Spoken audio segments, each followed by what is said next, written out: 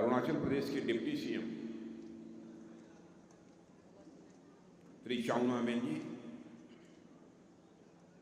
और आपके member of parliament Lok Sabha के सदस्य के लिए कैंडिडेट, बहुत ही dynamic candidate Shri Tapir Gao ji, district president Shri Ongmai, MLA Shri Punyo Ayung, MLA Shri Mutchu Mithi, MLA Shri Mohesh Chai, MLA Shrimati Pul, MLA Shri Namchung, state general secretary, MLA Shri Sujana Namchung, MLA Shri Ijmir Tikhak और यहाँ मौजूद मेरे सभी सम्मानित बहनों एवं भाइयों, इस स्थान पर किसी पब्लिक मीटिंग को संबोधित करने के लिए पहली बार मैं आया।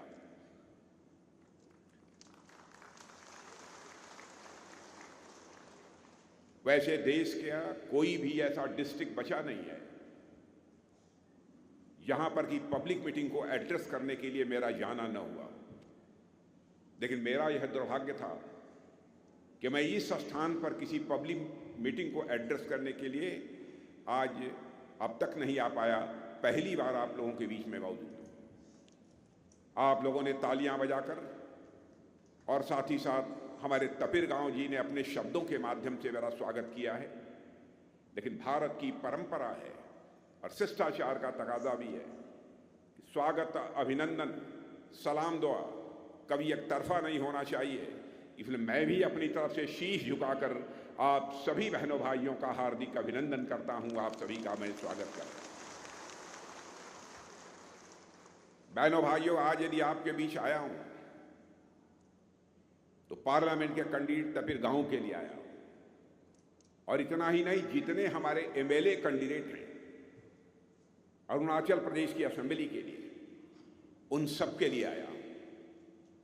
जहां तक तपिर गांव का प्रश्न है, मैं कहना चाहता हूं तपिर गांव जी हमारे बहुत ही फास्ट फ्रेंड हैं, हमारे बहुत ही नजदीकी दोस्तों में हैं। मैं पार्टी का जब राष्ट्रीय अध्यक्ष था तब से हमारा इनके साथ रिश्ता है,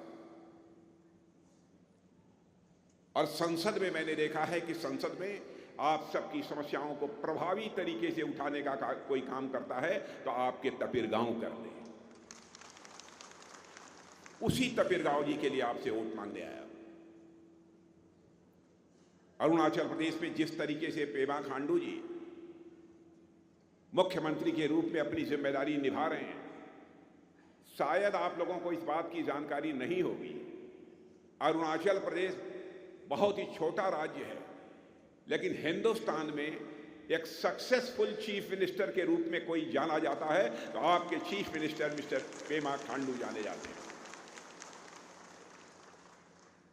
मैं समझता हूं कि यह अरुणाचल की धरती का यह करिश्मा है। अरुणाचल की धरती ने ऐसे ऐसे लाल पैदा किए हैं, ऐसे ऐसे बेटों को पैदा किए हैं जो कि अरुणाचल का नाम सारे हिंदुस्तान में रोशन कर रहे हैं। और आप लोगों से मिलकर सचमुच मुझे बेहद खुशी हुई है।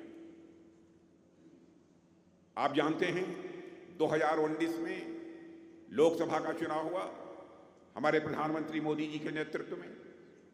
2014 में भी उसी मोदी जी के नेतृत्व में ही लोकसभा का चुनाव हुआ।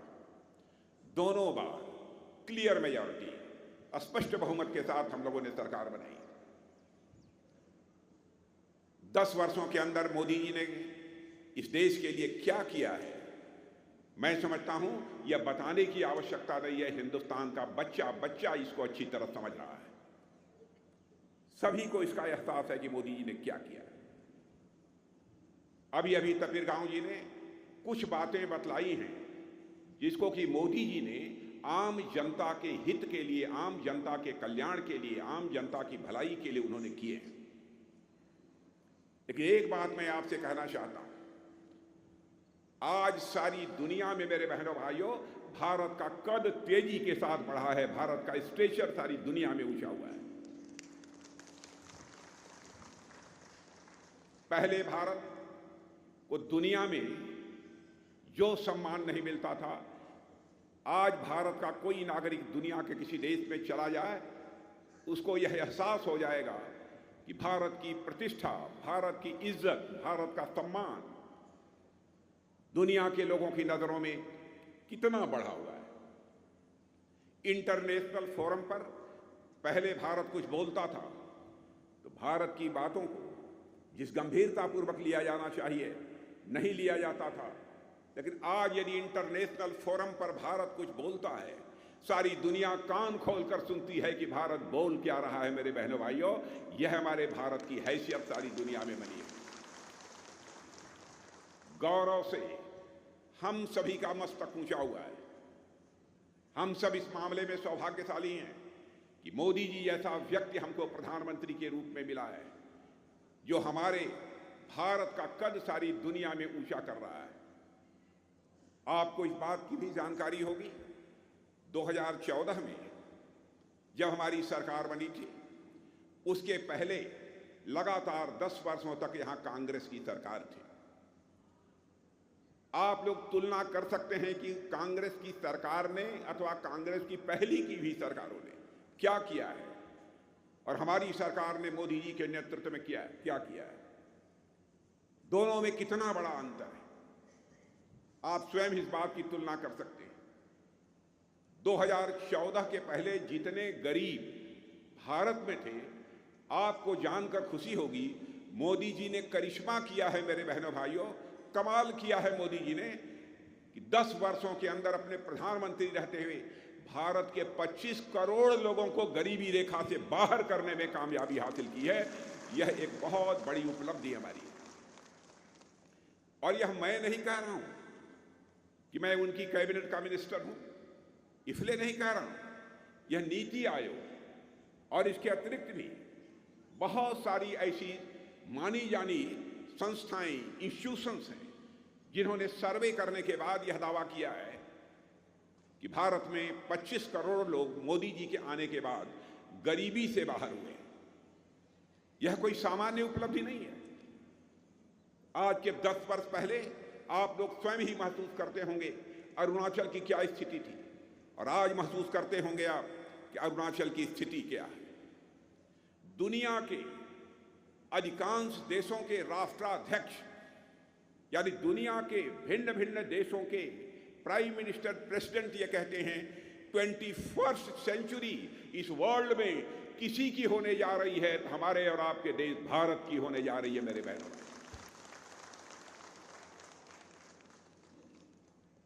स्वाभाविक है हम भारतवासियों का मस्तक गौरव के साथ ऊंचा हो जाता है। मैं एक घटना बतलाना चाहता हूं रक्षा मंत्री होने के नाते। इंडियन नेवी, हमारी 3 सर्विसेज हैं, Indian army, Indian air force, Indian navy. हमारे इंडियन नेवी के 3 ऑफिसर्स रिटायर होने के बाद कतर में वह सर्विस कर रहे थे। किसी मामले में कतर की अदालत ने उन्हें फांसी की सजा दे दी और भारत में यह हाहाकार मच गया। उनका कोई बहुत बड़ा दोष नहीं था, लेकिन कतर की अदालत ने उन्हें फांसी की सजा दे दी। अब उस फांसी से बचाने का काम यह बहुत बड़ा चुनौतीपूर्ण काम था। भारत के रहने वाले लोग यह कहते थे, हमारे 8 भारतीय जिन्होंने कि नेवी में अपनी सेवाएं दी हैं, अब तो उनकी जिंदगी चली जाएगी, अब बचाया नहीं जा सकता, क्योंकि कतर की अदालत ने उन्हें फांसी की सजा दी है। देखिए हमारे प्रधानमंत्री का कलेजा, हमारे प्रधानमंत्री ने टेलीफोन उठाया, कतर के प्रेसिडेंट से बात की, और बहनों भाइयों आपको जानकर खुशी होगी कि कतर के प्रेसिडेंट ने हमारे 8 के 8 जो यक्स सर्विसमैन थे, इंडियन नेवी के जो पूर्व अधिकारी जो वहां काम कर रहे थे, उनकी सारी सजा को उसने माफ कर दिया। यह है भारत का कर, यह है भारत का कर जो दुनिया में इतनी तेजी के साथ बढ़ा है। रूस और यूक्रेन की लड़ाई चल रही है, आपको मालूम है ना, रूस और यूक्रेन की लड़ाई चल रही है। कितने लोगों को मालूम है, जरा हाथ उठाइए। सबको मालूम है। बराबर रूस की तरफ से 2 साल से यह लड़ाई चल रही है। रूस की तरफ से मिसाइलें चल रही हैं, यूक्रेन की तरफ से मिसाइलें चल रही हैं, बड़ी संख्या में लोग मारे जा रहे हैं।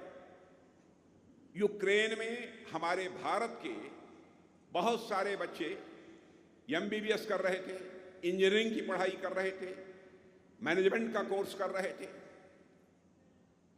अब उनकी जिंदगी को बचाना एक बहुत बड़ी चुनौती थी। उनके माता पिता जो भारत में रहते थे, उन्होंने प्रधानमंत्री से मांग करनी शुरू कर दी, मोदी जी चाहे जैसे भी हो हमारे बच्चों को कतर से आप निकाल कर बाहर लाइए, हमारे बच्चों की पढ़ाई हो अथवा न हो, हमें इस बात की चिंता नहीं है, हमारे बच्चों की जिंदगी बचनी चाहिए। उनके माता पिता यह प्रधानमंत्री से मांग कर रहे हैं। और आपको जानकर खुशी होगी, हम लोगों को स्वयं लगता था यह काम असंभव है, नहीं हो सकता है, क्योंकि दो देशों के बीच की लड़ाई का मामला है, कोई झुकेगा नहीं। कैसे हम भारत के बच्चों को वहां से निकाल कर भारत ले आएंगे? लेकिन हमारे प्रधानमंत्री का कलेजा देखिए। हमारे प्रधानमंत्री ने टेलीफोन घुमाया, रूस के राष्ट्रपति मिस्टर बाइडेन से बात की, यूक्रेन के राष्ट्रपति मिस्टर जेलेंस्की से बात की, अमेरिका के राष्ट्रपति मिस्टर बाइडेन से भी बात कर ली, और 4.5 घंटे के लिए युद्ध रुक गया और हमारे लगभग 22,500 बच्चे भारत के जो पढ़ते थे वो भारत लौट आए। यह है आज का हमारा भारत। यहां तक अरुणाचल प्रदेश का प्रश्न है। मेरे बहनों भाइयों, अरुणाचल प्रदेश भौगोलिक दृष्टि से भारत का यह पहला प्रदेश है। यह बाबा परशुराम की यह धरती है। और देखिए, भगवान सूर्य भी भारत में पहला कदम यदि कहीं पर रखते हैं तो अरुणाचल प्रदेश में रखते हैं। इतने सौभाग्यशाली आप लोग। इसका एक स्ट्रेटेजिक महत्व है, यानी रणनीतिक इसका महत्व है। कांग्रेस सरकार बहुत इसके पहले लंबे समय तक रही है, और मैं जानता हूं अरुणाचल की ही नहीं, नॉर्थ ईस्ट के अधिकांश राज्यों में कांग्रेस की सरकारें पहले भी हुआ करती, बराबर उन्होंने नॉर्थ ईस्ट की उपेक्षा की है। लेकिन मैं दावे के साथ कह सकता हूं, और आप लोग भी महसूस करते होंगे, पहली बार दिल से नॉर्थ ईस्ट की चिंता करने का काम किसी ने किया है तो हमारे प्रधानमंत्री मोदी जी ने किया है। और कितना सम्मान नॉर्थ ईस्ट के राज्यों को दिया कि अपने नॉर्थ ईस्ट के 8 राज्यों को यह कहा यह अष्टलक्ष्मी है, अष्टलक्ष्मी है। यदि इनका विकास कर दिया जाए, तो यह भारत का भी मस्तक ऊंचा कर सकते हैं नॉर्थ ईस्ट के लोग। इनके अंदर वह ताकत है, इनके अंदर वह कुव्वत है। साउथ एशिया, ईस्ट एशिया के साथ भारत के व्यापार, पर्यटन और दूसरे रिश्ते बढ़ने चाहिए, तभी न जाकर आपका भी विकास होगा। बगल के देशों में जाकर आप अपना व्यापार करेंगे, पर्यटन की सुविधाएं बढ़ेंगी। उस दृष्टि से भी नॉर्थ ईस्ट का विकास होना यह आवश्यक है। यदि मैं कहूं कि यह north east south Asia, east Asia का गेटवे ऑफ इंडिया है, तो यह भी कहना अतिशयोक्तिपूर्ण नहीं होगा। आपने देखा होगा, पहले बहुत सारे ऐसे नेता होते थे, कहते कुछ थे, करते कुछ थे, लेकिन आज हमारे प्रधानमंत्री के बारे में मैं कह सकता हूं, हमारे प्रधानमंत्री जो कहते हैं वह करते हैं। उनके वर्ड्स, उनके डीड्स, उनके कहने, उनके करने में कोई अंतर नहीं है मेरे बहनों भाइयों, कोई अंतर नहीं। हमारा इलेक्शन मैनिफेस्टो उठाकर देख लीजिए। इलेक्शन मैनिफेस्टो में जो बातें हम लोगों ने कही थी, हर एक बात को हम लोगों ने पूरा किया है। कांग्रेस का, एनसीपी का, दूसरे पॉलिटिकल पार्टीज का इलेक्शन मैनिफेस्टो उठाकर देख लीजिए, वह जनता की आंखों में धूल झोंकते हैं। सरकार बन जाती है, अपने वादों को वह भूल जाते हैं, लेकिन हम लोग जो कहते हैं वह करते हैं। हम लोगों ने कहा था अपने इलेक्शन मैनिफेस्टो में कि हमारी सरकार बन जाएगी तो जम्मू कश्मीर के अंदर जो धारा 370 लगी हुई है, जिसके तहत जम्मू कश्मीर को एक स्पेशल स्टेटस प्राप्त है, हम उसको चुटकी बजाकर समाप्त कर देंगे। और आपने देखा कि धारा 370 को हम लोगों ने समाप्त कर दिया। हम लोगों ने कहा था हमारी सरकार बन जाएगी, अयोध्या की धरती पर भव्य राम का मंदिर बनकर रहेगा। बहनों भाइयों, आपने देखा 22 जनवरी को भगवान राम की अयोध्या में प्राण प्रतिष्ठा हो गई। भगवान राम अपनी झोपड़ी से निकलकर राजमहल में आ चुके हैं। मुझे ऐसा लगता है भारत में राम राज्य की भी अब शुरुआत हो जाएगी। जो हम लोगों ने कहा सब कुछ किया। नागरिकता कानून को कहा था, लागू किया। नागरिकता कानून के कारण किसी की नागरिकता जाने वाली नहीं है, नागरिकता मिलने वाली है। लेकिन कांग्रेस और एनसीपी जैसी राजनीतिक पार्टियों के द्वारा लोगों में एक भ्रम पैदा करने की कोशिश की जा रही है। हमें इन सब चीजों से बचना है। हम लोगों ने कहा था 3 तलाक, ट्रिपल तलाक की व्यवस्था को समाप्त करेंगे। लोग कहते थे यह बीजेपी वाले कर नहीं पाएंगे, लेकिन आपने देखा संसद के दोनों सदनों में बहुमत मिलने के बाद चुटकी बजाकर ट्रिपल तलाक की व्यवस्था को हम लोगों ने समाप्त कर दिया। बहनों भाइयों, कोई माँ हो, कोई बहन हो, चाहे किसी भी जात की हो, किसी भी पंथ की हो, किसी भी धर्म की मानने वाली हो, हम सब यह मानते हैं वह हमारी भी माँ है, वह भी हमारी भी बहन है, वह हमारी भी बेटी है। हम इस विचार में सोचते हैं, इस तरह से सोचते हैं। यह हम कैसे बर्दाश्त कर सकते हैं? कोई किसी से शादी कर ले और 10 दिन के बाद तलाक तलाक तलाक 3 बार बोलकर उससे छुट्टी कर दे, यह चाहे कोई बर्दाश्त कर ले, बीजेपी वाले इसे नहीं बर्दाश्त कर सकते हैं। बहनों भाइयों, वह ट्रिपल तलाक की व्यवस्था को भी हम लोगों ने समाप्त कर दिया। आपने देखा होगा प्रधानमंत्री ने इसी अरुणाचल प्रदेश में, इसी नॉर्थ ईस्ट में जो भी शिलान्यास किया उसका लोकार्पण भी किया। कांग्रेस के समय आपने देखा होगा ये लोग, चुनाव आता था, शिलान्यास तो करते थे, लेकिन कभी भी उसका लोकार्पण करने की नौबत नहीं आती थी। कभी वह प्रोजेक्ट पूरा ही नहीं हो पाता था। ऐसे हालात थे। आज बिजली, पानी, सड़क, रेल, स्कूल, अस्पताल, ऐसे कई ऐसे इंफ्रास्ट्रक्चर हैं जिनके कारण मैं विश्वास के साथ कह सकता हूं कि नॉर्थ ईस्ट का तेजी के साथ विकास हुआ है। और आप आंकड़े उठाकर देख लीजिए, पिछले 10 वर्षों में जितनी तेजी से इन्वेस्टमेंट हुआ है, पिछले 10 वर्षों में जितनी तेजी से निवेश हुआ है, इसके पहले कभी भी इतना इन्वेस्टमेंट नहीं हुआ है अरुणाचल प्रदेश और नॉर्थ ईस्ट में जितना कि इस बार हुआ है। यह सब कांग्रेस की कल्पना से पूरी तरह से परे था। सेला टनल के बारे में आपने देखा, सेला टनल प्रधानमंत्री ने उसका शिलान्यास किया और सेला टनल का उद्घाटन भी हो गया। ऑल वेदर रोड कनेक्टिविटी भी तैयार हो गई मेरे बहनों भाई। 13,000 फीट की ऊंचाई पर बना हुआ सेला टनल कांग्रेस कभी कल्पना भी नहीं कर सकती थी। इसीलिए मैं कहता हूं मोदी जी जिस प्रोजेक्ट का शिलान्यास करते हैं उसे पूरा करते हैं। और हमारी सरकार ने, हमारे प्रधानमंत्री ने 10,000 करोड़ रुपए की एक उन्नति योजना प्रारंभ की है।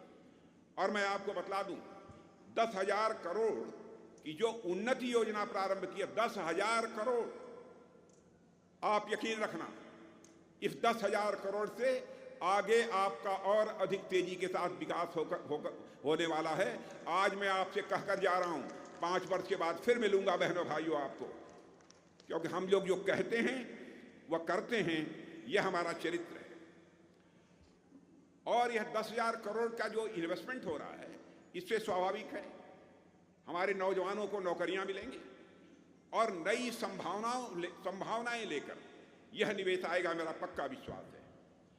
अब अरुणाचल प्रदेश में 45,000 परिवारों को पीने का पानी पहुंचाने का काम हमारी ही सरकार ने किया और इसका भी लोकार्पण हमारे प्रधानमंत्री ने कर दिया। गांव की माताओं को, गांव की बहनों को, बहनें बैठी हैं, गरीब परिवारों की बहनों से भी मैं कहना चाहता हूं, आपके पास 1,000, 5,000, 10,000 रुपया नहीं होगा, लेकिन हम लोगों ने संकल्प लिया है, हमारे प्रधानमंत्री का वादा है, हम इन बहनों को लखपति दीदी बनाएंगे, लखपति दीदी बनाएंगे, ताकि कम से कम 1 लाख रुपए की वह मालिक बन सकें। यह हमारी कोशिश होगी।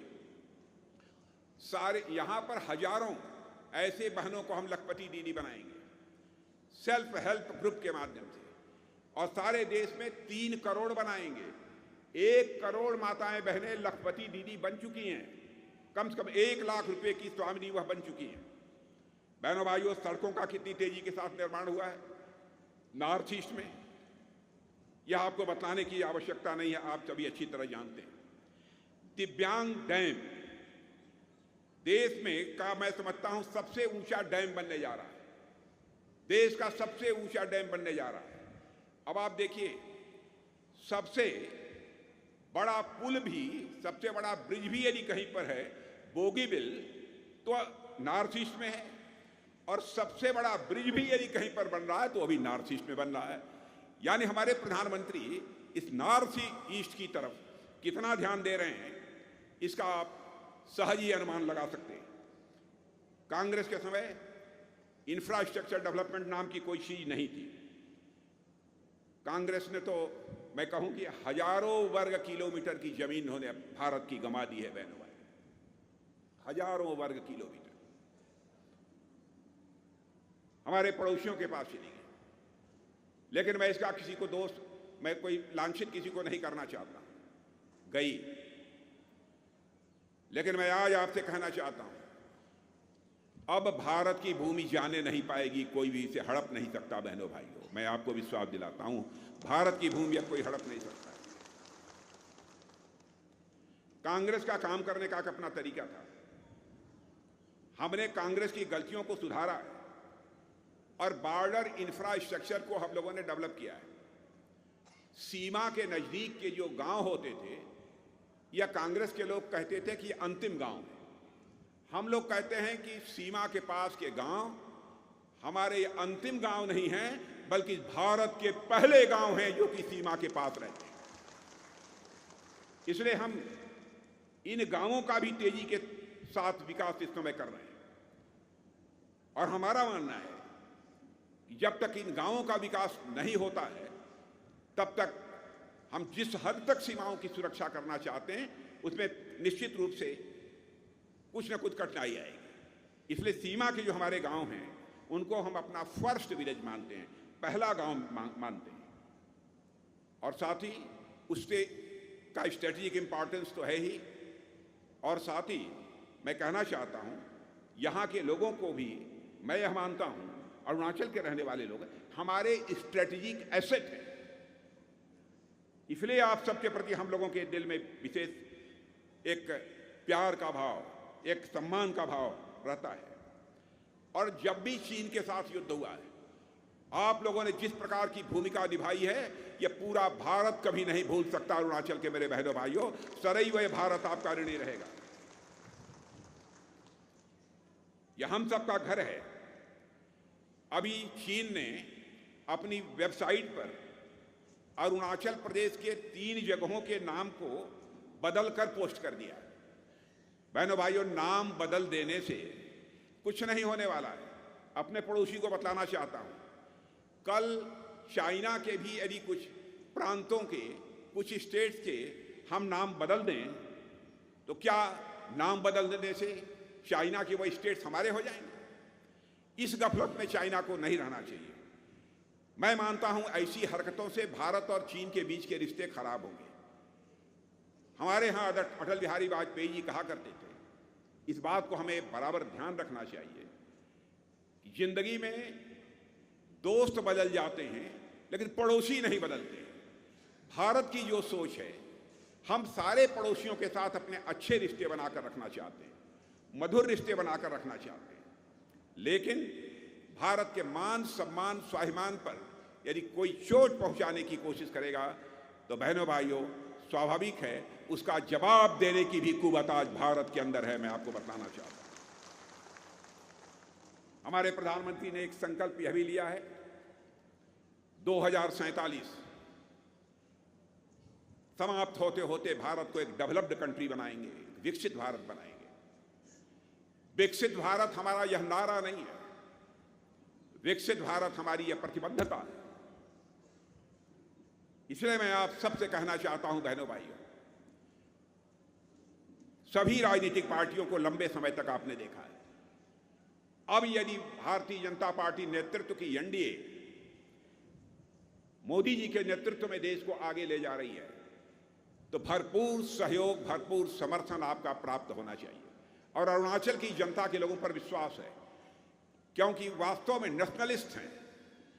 इस देश की रक्षा के लिए सर्वस्व अपना न्यौछावर कर देने की कुवत यदि किसी के अंदर है, तो हमारे अरुणाचल के रहने वाले नौजवानों के अंदर है, बहनों भाइयों के अंदर है। आपके ऊपर मुझे पूरा विश्वास है। तपिर गांव जी आपके सांसद रहे हैं, और मुझे लगता है कि आप लोगों ने मन बना लिया है कि इस बार तपिर गांव जी को फिर से पहले से कहीं अधिक मतों से विजय दिलाकर उनको भारत की संसद में भेजना। यदि आप लोगों ने मन बना लिया, जरा हाथ उठाकर तालियां बजाइए तो मैं मान लूं कि आप लोगों ने मन बना लिया। पीछे के लोग भी, पीछे के लोग जो बैठे हैं, अच्छा वहां भी बज रही हैं तालियां, तो मैं मान लिया। हमारे सारे एमएलए जो अरुणाचल प्रदेश की विधानसभा के लिए चुनाव लड़ रहे हैं, हमारे एमएलए कौन है, जरा खड़े हो जाइए। कहाँ हैं? एक बात, खड़े हुए जनता के सामने एक बार इनके लिए भी तालियां बजाकर आशीर्वाद आप सभी दे दें। आपसे अपील करना चाहते हैं। तपिर गांव जी, एक आपसे मैं आग्रह करूंगा, चुनाव जीत जाने के बाद, हमारे सारे एमएलए के चुनाव जीत जाने के बाद, एक बार हमको कहीं यहां चाहे अगल बगल कहीं एक बार और बुला लेना। चुनाव जीतने के बाद यदि अगर मैं आना चाहूंगा तो अपना स्वागत कराने के लिए नहीं आना चाहूंगा। चुनाव जीतने के बाद यदि आना चाहूंगा तो एक बार शीश झुकाकर आप सभी बहनों के प्रति आभार व्यक्त करने के लिए, आपका अभिनंदन करने के लिए यहां पर आना चाहूंगा। इन्हीं शब्दों के साथ आप सबको बहुत बहुत धन्यवाद। बोलिए भारत माता की।